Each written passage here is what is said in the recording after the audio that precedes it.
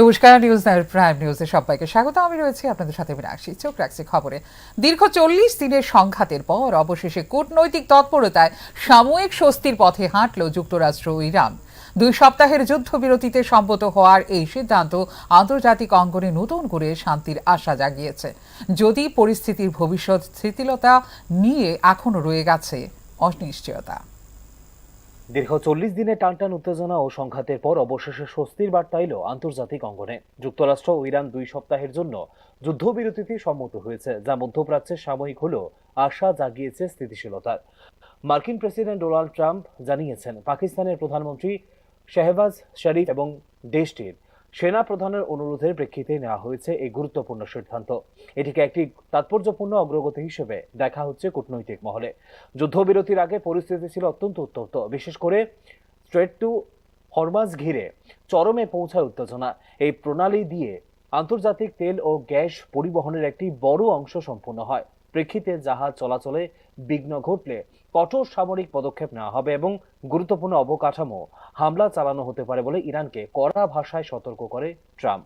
এদিকে প্রভাবশালী মার্কিন দৈনিক দ্য নিউ ইয়র্ক টাইমসের এক প্রতিবেদনে বলা হয়েছে, পাকিস্তানের মধ্যস্থতা এবং চীনা এর মতো মুহূর্তের কূটনৈতিক হস্তক্ষেপ গুরুত্বপূর্ণ ভূমিকা রেখেছে এই চুক্তির বাস্তবায়নে। পাকিস্তানি প্রথম 2 সপ্তাহে যুদ্ধবিরতি প্রস্তাব দেয়, যা পরে গ্রহণ করে ইরান। চুক্তির শর্ত অনুযায়ী যুক্তরাষ্ট্র ও ইসরায়েল সামরিক হামলা থেকে বিরত থাকবে এবং পাল্টা আক্রমণ বন্ধ রাখবে ইরানও। একই সঙ্গে হরমুজ প্রণালী দিয়ে তেল, গ্যাস সহ আন্তর্জাতিক বাণিজ্যিক জাহাজের নিরাপদ চলাচল নিশ্চিত করবে ইরানি বাহিনী। অন্যদিকে ইরান যুক্তরাষ্ট্রের কাছে 10 দফা একটি প্রস্তাব পাঠিয়েছে, যা নিয়ে ভবিষ্যতে আরও আলোচনা হতে পারে বলে জানিয়েছে প্রেসিডেন্ট ট্রাম্প। তবে ইরানের সর্বোচ্চ জাতীয় নিরাপত্তা পরিষদ দাবি করেছে, ইতিমধ্যেই তাদের প্রস্তাব গ্রহণ করেছে যুক্তরাষ্ট্র এবং এই চুক্তিকে নিজেদের কূটনৈতিক সাফল্য হিসেবে দেখছে তারা। সামগ্রিকভাবে এই যুদ্ধবিরতি মধ্যপ্রাচ্যের অস্থির পরিস্থিতিতে কিছুটা হলেও স্বস্তি ফিরিয়ে আনতে পারে বলে মনে করছে বিশ্লেষকরা। তবে এটি কতটা স্থায়ী হবে তা নির্ভর করছে আসন্ন কূটনৈতিক আলোচনার উপর। ব্যুরো রিপোর্ট, নিউজ নাও। ত্রিপুরা উপজাতি স্বশাসিত জেলা পরিষদ নির্বাচনে ট্রিপল ইঞ্জিন সরকারের প্রত্যাশা ব্যক্ত করে প্রচারের শেষ লগ্নে আত্মবিশ্বাসী সুর শোনালেন মুখ্যমন্ত্রী ডাক্তার মানিক সাহা। তার বক্তব্যকে সামনে রেখে শেষ মুহূর্তের প্রচারে গতি বাড়িয়েছে ভারতীয় জনতা পার্টি, যা আরও তাৎপর্যপূর্ণ করে তুলেছে নির্বাচনী লড়াইকে। ত্রিপুরা উপজাতি স্বশাসিত জেলা পরিষদ নির্বাচনের প্রচার পর্ব শেষ হতে চলেছে বৃহস্পতিবার। নির্ধারিত সময়সীমাকে সামনে রেখে প্রচার তৎপরতা এখন চরমে পৌঁছেছে রাজনৈতিক দলগুলির। শেষ মুহূর্তের এই প্রচার যুদ্ধে ভোটারদের মন জয় করতে সর্বশক্তি নিয়োগ করেছে প্রতিদ্বন্দ্বী দলগুলি। স্বাভাবিকভাবেই প্রচারের শেষ লগ্নে জনসংযোগে বিশেষ জোর দিচ্ছে শাসক দল ভারতীয় জনতা পার্টিও। বুধবার মোহনপুর, সিমলা এবং বোজ্জংনগর ওয়াকিনগর কেন্দ্রে বর্ণাঢ্য রোড শো করেন মুখ্যমন্ত্রী doctor Manik Saha. Road show ঘিরে দলীয় কর্মী সমর্থকদের উল্লেখযোগ্য ভিড় চোখে পড়ে, যা নির্বাচনের আগে বিজেপি সাংগঠনিক শক্তিরই ইঙ্গিত দিচ্ছে বলে মনে করছে রাজনৈতিক মহলের একাংশ।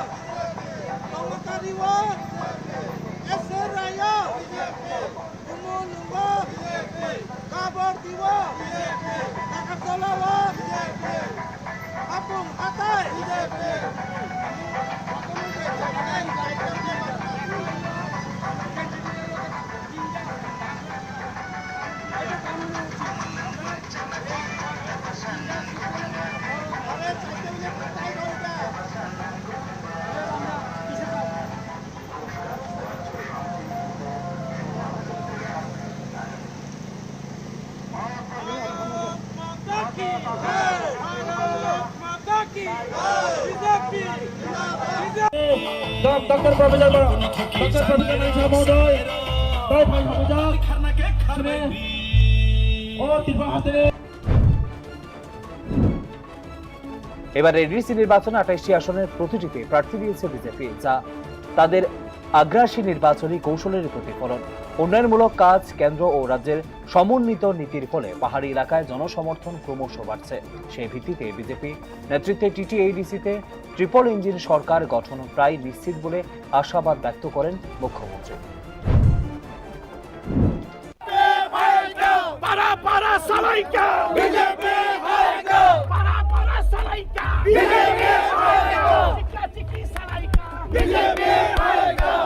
चिकली सलाइका कमी कमी सलाइका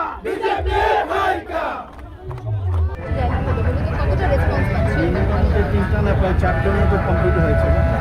তো খুবই এরকম দুর্গম এলাকায় অনেকে বলছেন যে এইভাবে কোনোদিন কোনো মুখ্যমন্ত্রী এইসব জায়গায় আসেই। তো আমাদের এবার যেহেতু এডিসি ইলেকশন আমরা পুরো 28টার মধ্যে আমরা প্রতিদ্বন্দ্বিতা করছি, মানুষের বিরাট একটা সারা আমি দেখছি। তো আমরা আশা করছি যে এবার, যেটা আমি আগেও বলেছি, এবার ভারতীয় জনতা পার্টির যে সরকার এবার এডিসিতে হবে এবং ট্রিপল ইঞ্জিনের সরকার হতে পারে। ত্রিপুরা উপজাতি স্বশাসিত জেলা পরিষদ নির্বাচনকে ঘিরে স্পষ্ট হয়ে উঠেছে রাজনৈতিক সমীকরণ। এই প্রেক্ষাপটে মুখ্যমন্ত্রী doctor Manik Saha triple engine সরকারের প্রত্যাশা শুধুমাত্র রাজনৈতিক বক্তব্য নয়, বরং বিজেপির নির্বাচনী কৌশলের একটি গুরুত্বপূর্ণ ইঙ্গিত হিসেবেই দেখছে বিশ্লেষকরা। মুখ্যমন্ত্রীর বক্তব্যে যে আত্মবিশ্বাসের সুর ধরা পড়েছে তা দৃঢ়ভাবে তুলে ধরছে বিজেপির রাজনৈতিক অবস্থানকে। তবে এই ক্ষেত্রে চূড়ান্ত সিদ্ধান্ত নির্ভর করবে পাহাড়ি এলাকার ভোটারদের রায়ের উপরে। News now. উত্তর পূর্বের অসম, দক্ষিণ ভারতের কেরল এবং কেন্দ্রশাসিত অঞ্চল পুদুচেরিতে বৃহস্পতিবার এক দফায় অনুষ্ঠিত হতে চলেছে বিধানসভা নির্বাচন। রাজনৈতিক উত্তেজনা, জোট সমীকরণ এবং ক্ষমতা দখলের লড়াইকে ঘিরে তিন রাজ্যেই এখন চরম উত্তাপ। এক্ষেত্রে নজর থাকবে চৌঠা মে ফলাফলের দিকে।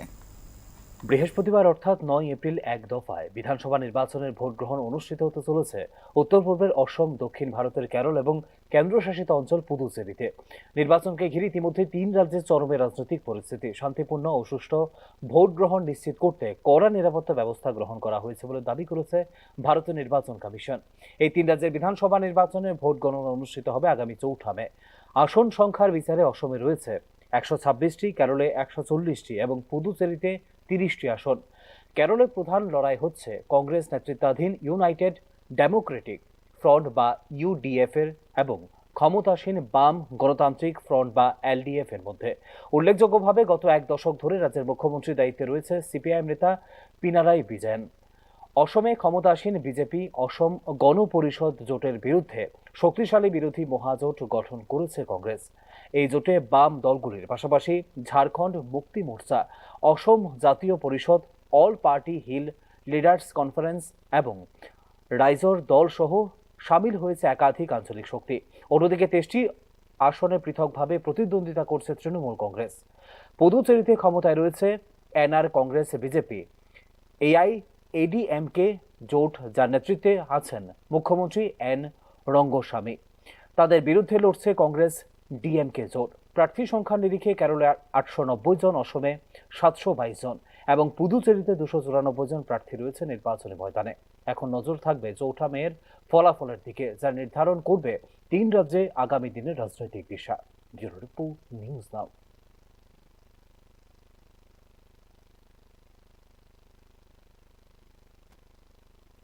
গণতান্ত্রিক উৎসবের জন্য প্রস্তুত ধর্মনগর। কড়া নিরাপত্তা ও বিস্তৃত ব্যবস্থাপনার মধ্যে বৃহস্পতিবার অনুষ্ঠিত হবে উপনির্বাচনের ভোট গ্রহণ পর্ব। এক্ষেত্রে ভোট সামগ্রী দিয়ে ইতিমধ্যেই নির্ধারিত কেন্দ্রে পৌঁছে গেছেন সংশ্লিষ্ট ভোট কর্মীরা। ধর্মনগর বিধানসভা উপনির্বাচনকে ঘিরে বৃহস্পতিবার সকাল থেকেই শুরু হচ্ছে বহু প্রতীক্ষিত ভোট গ্রহণ প্রক্রিয়া। সকাল 7টা থেকে বিকেল 5টা পর্যন্ত চলবে এই ভোটদান পর্ব। ইতিমধ্যেই প্রশাসনের পক্ষ থেকে সমস্ত প্রস্তুতি সম্পন্ন করা হয়েছে সুষ্ঠু ও অবাধ শান্তিপূর্ণভাবে নির্বাচনের জন্য। ভোটের আগের দিন বুধবার ধর্মনগর সরকারি দ্বাদশ শ্রেণী বালিকা বিদ্যালয় থেকে দায়িত্বপ্রাপ্ত ভোট কর্মীরা প্রয়োজনীয় ভোট সামগ্রী সংগ্রহ করে রওনা দেন নিজ নিজ ভোট কেন্দ্রের উদ্দেশ্যে। सबको नमस्कार। कल धर्मनगर 56 असेंबली कॉन्स्टिट्यूंसी का बाई इलेक्शन है, तो आज हम लोग डिस्पर्सल सेंटर में हैं, government girls higher secondary school में। इधर से हमारा पोलिंग टीम्स का डिस्पैच हो रहे हैं। 8 बजे शुरू हुआ था डिस्पर्सल। आप देख सकते हैं कि 14 टीम्स ऑलरेडी गया है, तो हम लोग उम्मीद करते हैं कि 1 बजे का अंदर हमारा पूरा डिस्पर्सल आज ख़त्म हो जाएगा। फिर पोलिंग पार्टीज को उधर CCTV coverage 173 battalion decoy BSF 173 battalion decoy BSF head constable Pradeep Kumar वो फाइनल डे में अभी जा रहे हैं। तो हमारा रिक्वेस्ट रहेगा कि अभी तक हमारा इलेक्शन फ्री फेयर और पीसफुल रहा है, कल भी ऐसे होना चाहिए। और धर्मनगर का लोगों को विदाउट एनी फियर आप लोग वोट देने के लिए आना है हमारा 55 पोलिंग स्टेशन। প্রতিটি কেন্দ্রে যাতে কোনো অপ্রীতিকর ঘটনা না ঘটে সেই লক্ষ্যে কেন্দ্রীয় বাহিনী মোতায়েন করা হয়েছে এবং গোটা এলাকা জুড়ে গ্রহণ করা হয়েছে জোরদার নিরাপত্তা ব্যবস্থা। जैसा कि आप नमस्कार, जैसे कि आपको पता है कि कल 9 अप्रैल को यहाँ पे बाईपोल का इलेक्शन है, उसके लिए आज डिस्पर्सल स्टार्ट हो गया है। टोटल 55 पोलिंग स्टेशन है, जिसमें से 44 का डिस्पर्सल अभी तक हो गया है। एक बार सारे डिस्पर्सल हो जाएंगे, फिर हम लोग मेक श्योर करेंगे पोलिंग पार्टीज पहुंचे कि नहीं पहुंचे और पूरा कंप्लीट प्रोसीजर होगा। आपको बताना चाहता हूं ऑल 55 पोलिंग स्टेशन में हमने सीएपीएफ का अरेंजमेंट किया है। सारे पोलिंग स्टेशन की security central arm police force के पास है। उसके अलावा क्यूआरटी भी हमने सीएपीएफ का रखा है, उसको सपोर्ट करने के लिए टीएसआर एंड हमारी नॉर्थ त्रिपुरा पुलिस भी है। तो मैं धर्मनगर वासियों से आवेदन करना चाहता हूं कि कल के दिन वो ज़्यादा से ज़्यादा नंबर में बाहर आए और अपने मताधिकार का प्रयोग करें, वोट देने पक्का है।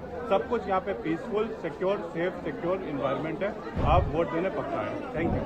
এই উপনির্বাচনে মোট ভোটার সংখ্যা 46,183 জন। এর মধ্যে পুরুষ ভোটার 22,380 জন এবং মহিলা ভোটার 23,763 জন। ভোট গ্রহণের জন্য মোট 55টি পোলিং স্টেশন স্থাপন করা হয়েছে। এর মধ্যে 11টি মডেল পোলিং স্টেশন এবং 11টি সম্পূর্ণভাবে মহিলা কর্মীদের দ্বারা পরিচালিত ভোট কেন্দ্র গুরুত্ব পাচ্ছে বিশেষভাবে। আমরা বলেছি যে আমাদের 11টা মডেল পোলিং স্টেশন এবং 11টা উইমেন পোলিং স্টেশন আছে। তো উইমেন পোলিং স্টেশনের জন্য যে মহিলা ভোটকর্মীরা নিযুক্ত হয়েছেন ওনাদের জন্য আমাদের সেপারেট কাউন্টার আছে, দেখুন পিঙ্ক কালার, আমরা এটা অ্যারেঞ্জ করেছি। তাছাড়া ভোটকর্মীদের যাতে কোনো অসুবিধা না হয়, ওনাদের যাতে বেসিক যে মানে হেলথ সেটা যাতে ঠিক থাকে তার জন্য আমাদের ফার্স্ট এড কিটের ব্যবস্থা আছে। আর বাকি যা যা আমাদের ভোট রিলেটেড সামগ্রী আছে সেটাও আমরা দিচ্ছি। প্লাস এবার যে মোবাইল ডিপোজিট যে বক্স সেগুলো আমরা প্রোভাইড করব। তো আপনারা দেখতে পাবেন যাতে আমাদের আমরা সমস্ত অ্যারেঞ্জমেন্ট করেছি যাতে আমাদের লজিস্টিক্স পয়েন্ট অফ ভিউ থেকে আমাদের ভোটকর্মীদের কোনো অসুবিধা না হয়। তাছাড়া আমরা বিভিন্ন ল অ্যান্ড অর্ডারের জন্য আমাদের সিকিউরিটি মেজার্সও সাফিসিয়েন্ট করা হয়েছে যাতে 56 ধর্মনগরের যারা ভোটার আছেন তারা যাতে খুব স্বতঃস্ফূর্তভাবে এবং শান্তিতে ভোটদান করতে পারে। ভোটারদের নির্বিঘ্নে ভোটদান নিশ্চিত করতে প্রতিটি কেন্দ্রে পর্যাপ্ত ব্যবস্থা রাখা হয়েছে বলে দাবি প্রশাসনের। ইতিমধ্যেই গোটা ধর্মনগর জুড়ে নির্বাচনী আবহ তুঙ্গে। এই ক্ষেত্রে গণতান্ত্রিক অধিকার প্রয়োগের জন্য প্রস্তুত ভোটাররাও। Bureau report, news now. শুরু হয়েছে ত্রিপুরা মধ্য শিক্ষা পর্ষদের অধীনে মাধ্যমিক ও উচ্চ মাধ্যমিক পরীক্ষার উত্তরপত্র মূল্যায়ন প্রক্রিয়া। নির্ধারিত সময়ের মধ্যে ফল প্রকাশের লক্ষ্য নিয়ে একযোগে একাধিক কেন্দ্রে জোর কদমে চলছে খাতা মূল্যায়নের কাজ। তবে এবার নির্বাচনের কারণে ফল প্রকাশ কিছুটা বিলম্ব হতে পারে বলে আশঙ্কা প্রকাশ করেছেন টিবিএসসির সভাপতি। শুরু হয়েছে রাজ্যের শিক্ষা ব্যবস্থার অন্যতম গুরুত্বপূর্ণ অধ্যায় মাধ্যমিক ও উচ্চ মাধ্যমিক পরীক্ষার উত্তরপত্র মূল্যায়ন প্রক্রিয়া। গত 6 এপ্রিল থেকে আনুষ্ঠানিকভাবে এই মূল্যায়ন কার্যক্রম চালু হয়েছে, যা শিক্ষার্থীদের ভবিষ্যৎ নির্ধারণে বিশেষ তাৎপর্যপূর্ণ। উচ্চ মাধ্যমিক পরীক্ষার খাতা মূল্যায়নের জন্য নির্ধারিত হয়েছে 2টি কেন্দ্র, বর্দোয়ালে উচ্চ মাধ্যমিক বিদ্যালয় এবং নেতাজি সুভাষ বিদ্যানিকেতন।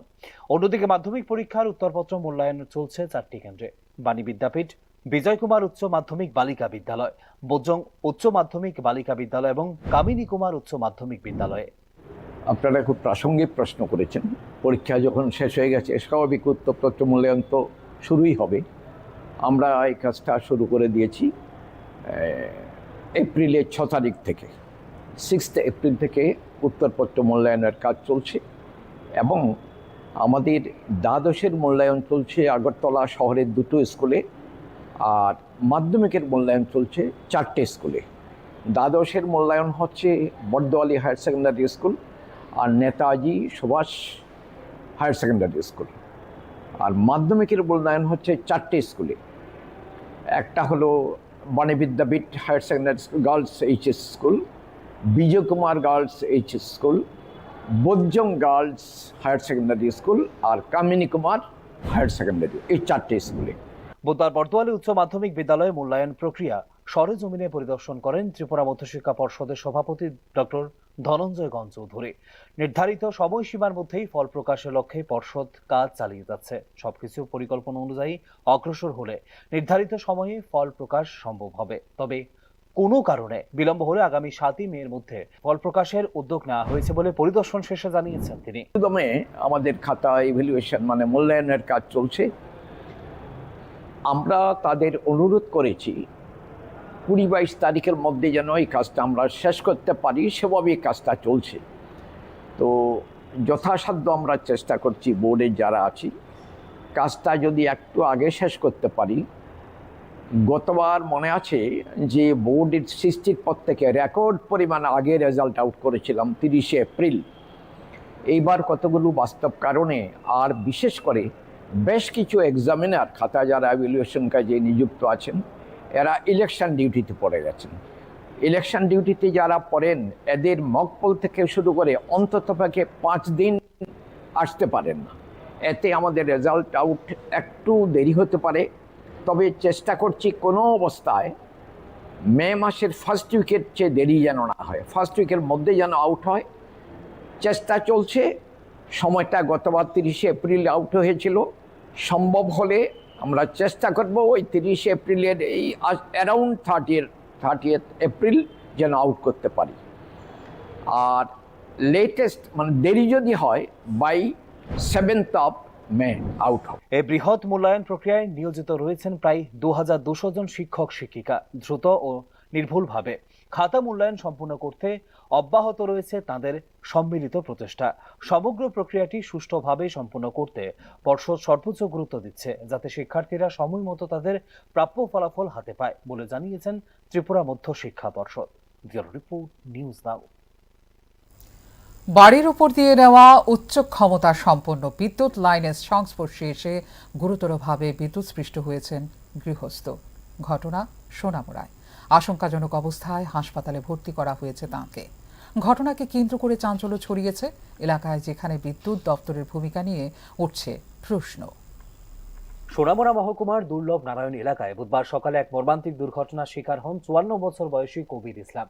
বাড়ির ওপর দিয়ে যাওয়া 11,000 ভোল্টের উচ্চ ক্ষমতা সম্পন্ন বিদ্যুৎ লাইনের স্পর্শে এসে গুরুতরভাবে আহত হন তিনি। এদিন সকালে নিজের বাড়ির টিনের চালের ওপর উঠে মেরামতির কাজ করছিলেন কবির ইসলাম। সেই সময় অসাবধানতাবশত মাথার উপর দিয়ে যাওয়া উচ্চ ক্ষমতা সম্পন্ন বিদ্যুৎ তারের সংস্পর্শে চলে আসেন তিনি। সঙ্গে সঙ্গে বিকট শব্দে বিদ্যুৎস্পৃষ্ট হয়ে গুরুতরভাবে ঝলসে যান তিনি।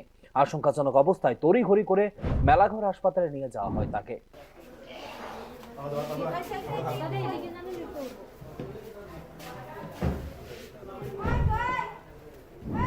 এইচডি লাইনে বিদ্যুৎস্পৃষ্ট হওয়ার ফলে তার শরীরের একাধিক অংশে মারাত্মক ক্ষতি হয়েছে এবং অবস্থা এখনো সংকটজনক বলে জানিয়েছে চিকিৎসকরা। এদিকে বসত বাড়ির ওপর দিয়ে বিপজ্জনকভাবে উচ্চ ক্ষমতা সম্পন্ন লাইন টানার ঘটনায় বিদ্যুৎ দপ্তরের ভূমিকা নিয়ে প্রশ্ন তুলছেন স্থানীয়রা। বহুবার অভিযোগ জানানো সত্ত্বেও বিষয়টি উপেক্ষা করেছে দপ্তর, যার ফলে এই ভয়াবহ দুর্ঘটনা বলে অভিযোগ এলাকাবাসীর। কোনো কাজ করতে গেছে এটা কি বাড়ির উপর দিয়া যে সরকারি তার গেছে তারে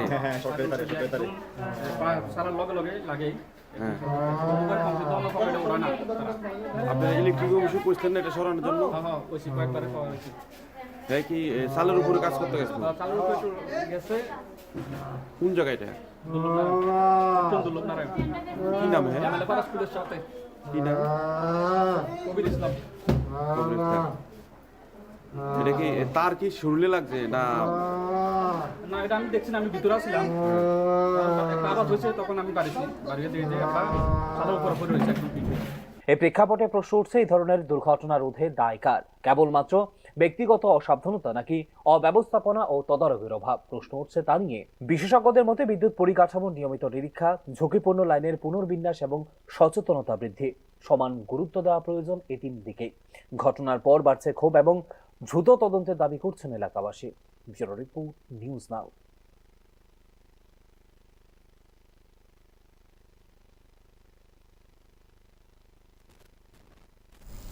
এখনকার মতো এই মুহূর্তে সংবাদ এই পর্যন্তই। অন্যান্য আপডেটস দেখার জন্য অবশ্যই নজর রাখতে হবে নিউজ নাওর পর্দায়।